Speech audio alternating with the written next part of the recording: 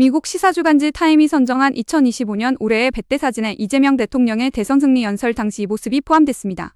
타임은 지난 6월 4일 대선 최종 결과 발표를 앞두고 지지자들 앞에 서기 직전에 이 대통령 모습을 올해를 상징하는 장면으로 꼽았습니다. 이 대통령은 당시 여의도 국회 앞 연설에서 내란을 극복하겠다며 사실상의 수락 연설을 했습니다.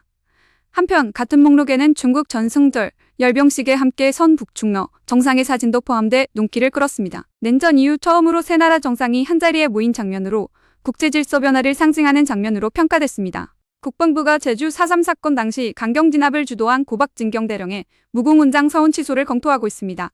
박 대령은 을지무공훈장을 근거로 국가유공자로 지정됐지만 4.3 단체와 지역사회의 반발이 커지자 이재명 대통령이 직접 등록 취소 검토를 지시했습니다. 국방부는 관련 법과 과거사 조사 결과를 종합해 판단하겠다고 밝혔고 무공훈장이 취소될 경우 국가유공자 지정도 소급 취소됩니다.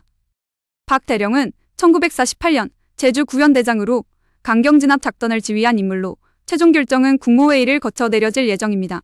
일본에 남아있던 마지막 자이언트 판다 2마리가 내년 1월 하순 중국으로 반환되면서 일본은 1972년 중일 수교 이후 처음으로 판다 무보유국이 될 전망입니다. 도쿄우에 노동물원에서 태어난 쌍둥이 판다 샤오샤오와 레이레이는 대여기한 만료에 따라 중국으로 돌아가게 됐고 일본 측이 신규 대여를 요청했지만 협상은 진전되지 않았습니다.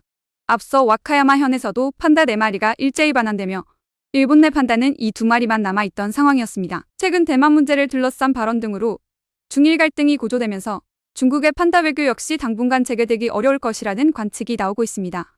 12.3 비상계엄 사태를 수사해온 조은석 특별검사팀이 180일간의 수사를 마무리했습니다.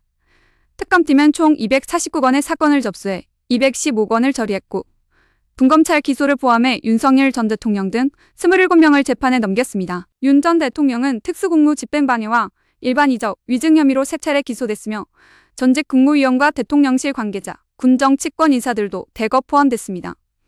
특검은 비상계엄 준비 시기와 국무회의 실체를 규명했다고 밝혔고 남은 사건은 공소 유지를 통해 이어갈 방침입니다. 경찰이 통일교 정치권 로비 의혹과 관련해 오늘 첫 강제 수사에 나섰습니다.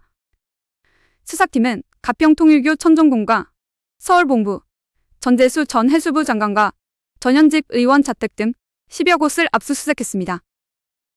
회계 자료와 계좌 추적을 통해 금품 로비 여부를 확인할 계획입니다. 김건희 여사 의혹을 수사 중인 민중기 특검 사무실도 압수수색 대상에 포함되며 수사는 전방위로 확대되고 있습니다.